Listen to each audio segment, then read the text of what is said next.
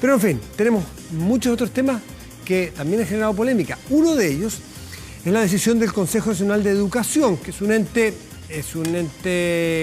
a ver, no es autónomo, no es un ente autónomo hasta donde yo sé, pero está presidido por una persona nombrada por el gobierno anterior, que establece políticas públicas en educación, que no tiene que ver cada 4 años un gobierno, trata justamente de que sean expertos que superen los periodos de gobierno, y es este consejo el que determina que en la búsqueda de mayor elegibilidad de la educación en la parte final de la educación superior, haya mínimos y muchos más electivos. Y allí, entre los electivos, cayó historia, que ha sido siempre un básico, al electivo. Educación física, que ha sido siempre un básico, a un electivo. Y generó muchísima polémica. Uno de los que ha encabezado la oposición a esta medida, que no es del gobierno, sino que del Consejo Nacional de Educación, es Jorge Baradit, escritor de libros de historia, justamente. Jorge, gracias por estar aquí. Hola, muchas gracias por invitarme. La historia importa, saliste con un cartel y eso, sí, qué duda cabe. Alguien te dirá, pero muy para la galucha, obvio que todo nos importa. Porque las autoridades, y el propio Pedro Montt, que fue subsecretario de Lagos, si no me equivoco, sí, es un tipo más bien concertacionista, centro-izquierda, es quien encabeza, te dice, no vamos a perder nada de contenido. Entonces, ¿cuánto para la galería que te han acusado y cuánto hay con perder conocimientos de historia? Sí, lo primero que hay que decir es que el Consejo no viene íntegramente del gobierno pasado. ¿No? Porque, no. Hay algunos integrantes, algunos que se integran por decisión de este gobierno en particular. O sea, distintos gobiernos han nombrado este cuerpo. Exacto, y se va cambiando, sí, ¿no? va mutando. Y otra cosa que hay que decir también, porque como estamos en la ley del empate, ¿no? A mí de repente me dicen, oye, pero fue Bachelet el que propuso el cambio. No, hasta el gobierno de Bachelet habían 10 ramos obligatorios, e historia continuaba siendo como uno de esos ramos obligatorios. Es durante este periodo donde se incluye la posibilidad, se reducen a 6 y se pone a historia y a educación física como ramos optativos. Es decir, no es tan así. Yo leí que era en febrero, justo antes de que asumiera el presidente Piñera, que habían cambiado con cuanto a historia. Pero tú, con lo que me dices...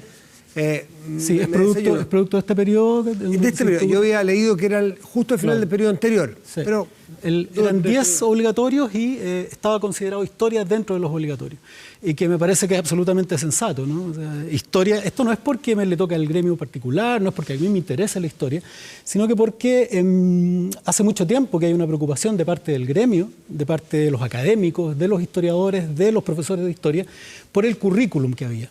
Ya era considerado anticuado, se habían hecho unas reformas, la última en el 2013, se habían incluido temas nuevos, después de la dictadura, donde en particular en ese periodo la historia quedó muy dañada, ¿no?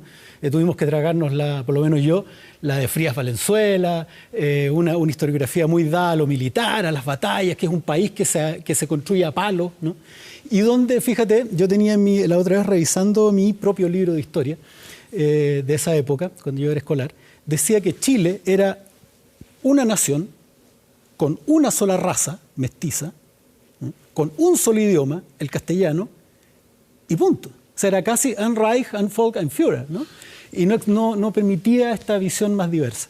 Entonces, esto va más allá. La historia es un ramo, que es una asignatura, que permite el crecimiento del ciudadano.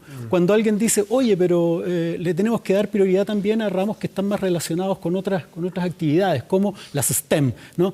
Orientarnos hacia las STEM, porque somos un país que requiere de técnicos, somos un país que requiere de inteligencia. Y lo que no se entiende a veces es que historia tiene una vida propia por otro carril. Tú puedes estudiar matemáticas en Alemania, en Gran Bretaña, en Italia o en Chile y va a dar más o menos lo mismo. 2 más 2 suele. Claro, 2 más 2 es 4 en todo el universo. En cambio, historia es formativo, es propio de la nación.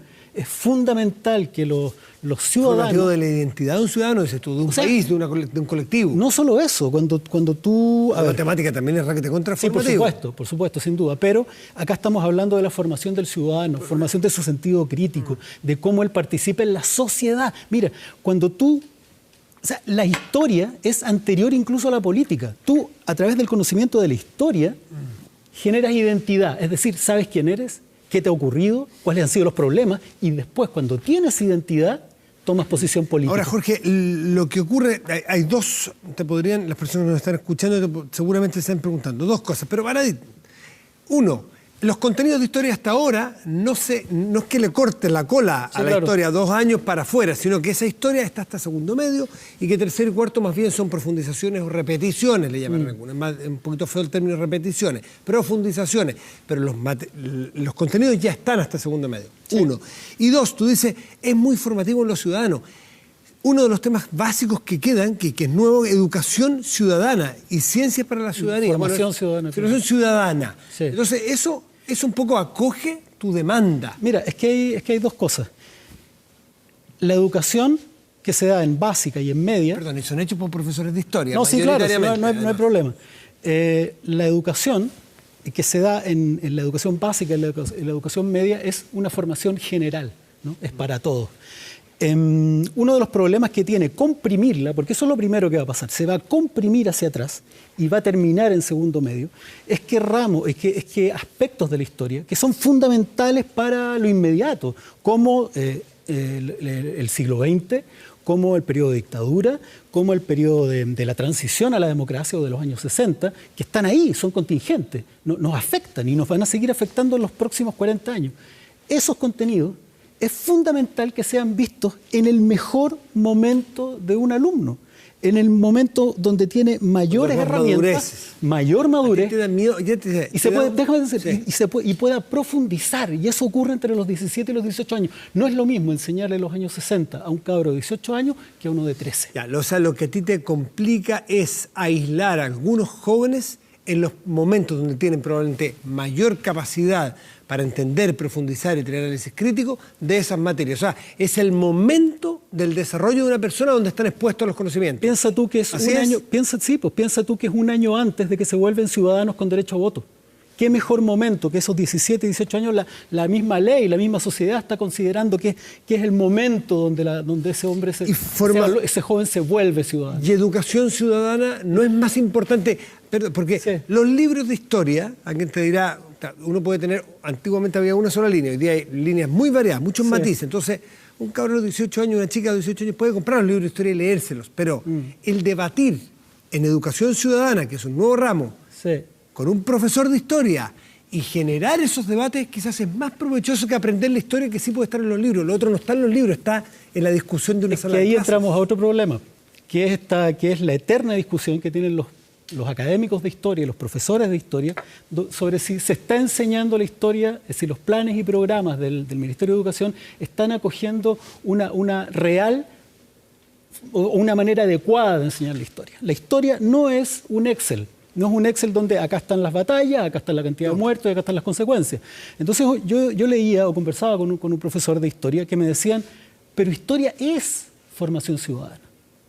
Es formación ciudadana. Lo que pasa es que no es ese Excel con muertos y batallas y consecuencias. La historia, desde que comenzamos a enseñarla, es cómo se generó tu comunidad, tu país, cuáles fueron los ideales en función de los cuales se independizó el país. Pero entonces, hay más, el punto es que la historia es eso, pero la educación ciudadana es más que la historia también. Es educación cívica, es discusión sobre los temas. Entonces, quizás la búsqueda, cuando Sol Serrano, Premio Nacional de Historia, dice, mire, no quiero prejuzgar, quiero ver cuál es el razonamiento que hubo detrás. No, vamos a decir que Sol Serrano es una ¿cómo se dice? Una Premio Nacional de Historia. Por eso, claro. Que Sol Serrano es una activista en contra de la historia y de su educación, le ha dedicado la vida completa a eso. Pero yo decía, momento, razonemos, veamos, porque claro, para Twitter es muy llamativo esto, pero tomar distancia a que esto puede ser mejor incluso para el aprendizaje de la historia. Ella lo que dice es que me parece que le despierta dudas, y tengo la impresión, porque no lo tengo completamente en la memoria, de lo que ella hace es retroceder a la espera de antecedente. Pero nada más, está diciendo, oye, y la discusión que se ha producido... razonada. Claro, y la discusión que se está produciendo hoy día también tiene una buena pata puesta en que yo creo que se presentó de mala manera. No están los currículum completos, no están los contenidos, solamente se dice quiénes se van a hacer cargo de estas cosas. Entonces también eso abre pie a discusiones como esta, ¿no? Porque el problema no es de uno que está discutiendo, ni de Twitter, ni de Sol Serrano, ni de Gabriel Salazar, que opina lo contrario, ni de Julio Pinto, que opina lo contrario, que también son premios nacionales de historia, ¿no? Ellos están en una beligerancia directa contra esta reforma, como para contraponer, ¿no? Es producto de la poca información también, ¿no?, que nos han entregado. Ahora, Jorge Baradit, me gustaría también saber tu opinión sobre nuestra especialidad. No escribes sobre, ni sé si haces muchos abdominales, pero sobre la educación física, porque ya que tú estás en la divulgación de conocimiento, te transformas desde ese momento en un educador también. Sí, como tú bien dices, yo no soy experto. No sé si es abdominales, por ejemplo. Claro, no, yo hago ejercicio. Pero sí, no, tengo 25 puntos del IMC, ¿no? de índice de mira. Sí, estoy bien. No, a mí me parece que yo puedo dar mi opinión como cualquier cristiano. Claro, me interesa. Hay un problema de obesidad importante en el país declarado y no veo de dónde, o sea, justamente cuando puedes obligar a los cabros que hagan educación física, que es donde la juventud es donde estás en comienza. contra de sacarla a esa. Sí, pero ahí desde otro punto de vista. Ya, pero es que, ¿sabes por qué te quería llevar la educación física? No por tu expertise, sino porque el otro día estando con Valentina Quiroga, aquí mismo, que es subsecretaria, y con muchos expertos, dice que la tendencia de los países más avanzados en la educación va camino a mayor elegibilidad. Y menos mínimos y más elegible en la parte final del colegio. Entonces, dado que estamos con cierto acuerdo que es mejor que los chiquillos más jóvenes, las chicas elijan cuando son más grandes, bueno, ¿qué sacamos? Po? Pero mira, es que hay dos eliminamos? Cosas. Es que mira, hay dos cosas que yo saco de ahí. Primero, estoy completamente de acuerdo con la elegibilidad de ciertas materias. ¿No? Yo estoy de acuerdo en que los jóvenes tengan acceso a estética, música, a qué sé yo. Claro. Lo que a mí no me parece es que historia. Pero entonces, dentro de ese espera, yo otra cosa. ¿De qué prescindimos? Pero espérate, no, te voy a decir otra cosa antes, me voy a disculpar. Otra cosa antes. Además, yo estoy absolutamente en contra de la temprana especialización de los jóvenes. Porque obviamente me dicen, no, si esto son alternativas amplias. Te aseguro que de esas 27 que dicen que van a haber, los colegios más chicos, los que tienen menos plata, van a elegir las mínimas, 6. Y no solamente eso, yo te aseguro que van a elegir las que van a incidir de mejor manera en los resultados de la PSU, porque ellos viven de los resultados y este sistema es resultadista. Entonces, se va a convertir esos últimos 2 años en una extensión de un preuniversitario, de una cosa que va en busca de la extensión manipulada y no flexible. Claro, y además, ¿qué pasa? Antes todo el mundo estaba de acuerdo en que es fregado pedirle a un cabro de 18 años que decida lo que va a hacer el resto de su vida. Ahora lo vamos a estar bajando a los 15. O sea, ¿no eres partidario de esta flexibilización? No, estoy partidario no de la elegibilidad, sino que hay ciertas materias, ciertas asignaturas que son para todos. Si la historia es formadora de ciudadanos, porque te repito, formación ciudadana es lo que debería ser la historia desde segundo básico, cuando te enseñan los valores de la independencia, ¿por qué estamos acá?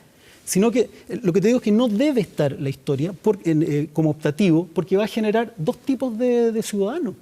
Va a generar un ciudadano informado de las razones por las cuales estamos acá, en su mejor momento intelectual, cuando todavía tiene previo a la especialización, y otro grupo que no.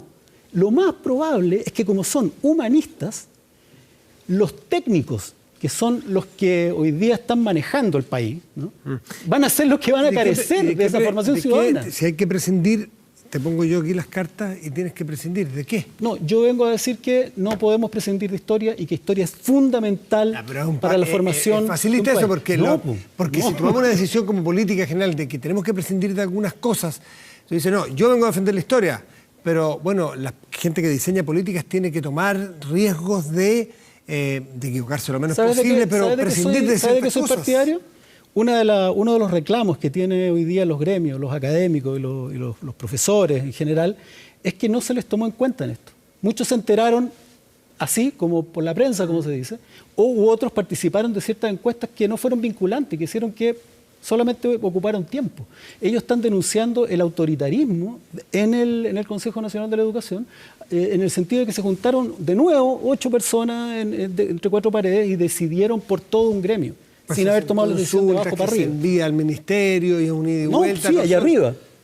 ¿Y cómo habría que hacerlo? No, consultando al menos a los gremios, a los académicos, a los historiadores, un grupo donde estén integrados, si vamos a hablar de historia. Pero los historiadores te van a decir que no, los historiadores te van a decir que no, le preguntan a los químicos, te van a decir que química no. Te aseguro. Entonces, ¿cómo se hace? Yo creo, te repito, vengo acá a decir que historia es el backbone de un ciudadano crítico. Si tú no sabes quién fuiste, no vas a saber quién eres hoy. Y si no sabes quién eres hoy, muy difícilmente vas a tomar las decisiones correctas, políticas para el futuro. Por el momento en que se toma. el momento de desarrollo de la persona. Por supuesto, sin duda. Esa es la diferencia, porque el contenido está garantizado. Sí, pero fíjate tú, ¿qué le vas a enseñar de la independencia? Por ejemplo, hoy día, cuando le enseñan independencia a los niños de 8 años, ¿cómo se le enseñan? Son cuentos de hadas, donde Bernardo Higgins es un dios de 1,80 m, kryptoniano, que anda en un caballo blanco y que por el ardor de su corazón liberó a Chile. ¿En qué momento se revisa eso en una etapa superior, donde te dicen, no, en realidad había una lucha comercial, una guerra fría entre Inglaterra y España? Acá los comerciantes no querían tener más el monopolio con España. Querían poder exportar. Querían poder sobre su propia plata, exportar. ¿Cuándo analizas eso? Cuando te dicen, por ejemplo, lo que yo te comentaba, lo que conversamos fuera de cámara. ¿Quién conoce hoy día a Ramón Freire? ¿Quién conoce hoy día a Ramón Freire? Ramón Freire fue un militar demócrata, un militar que llamó a asambleas constituyentes, que fue respetuoso de la ciudadanía. ¿Cuándo aprendes que hay otras cosas más aparte de ganar batallas? Aparte de saltos a la muerte y de gente que muere subiendo del Morro Arica, que me parece maravilloso. Pero cuando profundizas en gestas que son... Requiere cierto nivel de madurez y eso es tercero y cuarto medio. Y eso es tercero y cuarto medio, eso es un punto fundamental. Entonces una de las cosas que hoy día en la mañana nos juntamos, sí, habían decanos de facultades de pedagogía, habían académicos de historia de la Universidad de Chile, como el gran historiador Sergio Brestoso, académicos de historia clásica, como la Marcela Cubillos de la Universidad de Valparaíso, dirigentes del gremio de los profesores. Nos juntamos una cantidad de representativa y ellos tuvieron la amabilidad de invitarme a mí, como parte de la comunidad de gente preocupada por la historia. Y una de las cosas que pedían era, por favor, revisemos esto. Porque primero lo que está haciendo es formar ciudadanos de primera y segunda categoría, porque va a haber un grupo pequeño que se va a informar en profundidad y otro que no. Esto afecta el sentido crítico sobre la realidad de tu país y las decisiones políticas que puedas tomar. Esto va también en favor de la especialización temprana de los alumnos, que tiene un objetivo que es mercantilista, que es económico, es tener más expertos en cosas específicas y menos ciudadanos integrales. La educación es para generar ciudadanos integrales, no es para dotarte de un brazo de tenista, como digo yo, solo musculoso el brazo con el que le pegáis y el resto perdido por ahí. La historia, te repito, es el backbone, es la columna vertebral de la formación ciudadana crítica para tomar decisiones políticas adecuadas. Y es eso de lo que se está restando hoy día a una gran cantidad de alumnos. Jorge Baradit, escritor de muchos textos históricos de nuestro país, también ahora incursiona en podcast, programas de televisión, divulgador histórico. ¿Te puedo decir una última cosa? Por supuesto. Lo que esta mañana conversábamos eran 3 puntos. Primero, revertir esta norma de eliminar o de hacer optativa la historia. Segundo, la revisión de la composición y de las atribuciones y de la vinculación del Consejo para hacerlo más permeable a los gremios y a la gente que viene de abajo. Y en tercera posición, la gente, te juro, en la academia encuentra inconcebible que un Ministerio de Educación esté avalando hacer optativo un ramo como historia. Así que ellos están solicitando la renuncia de la ministra Marcela Cubillos. Jorge Baradit, muchas gracias por estar en Vía Pública esta noche. Gracias a ti. Hacemos una pausa y volvemos.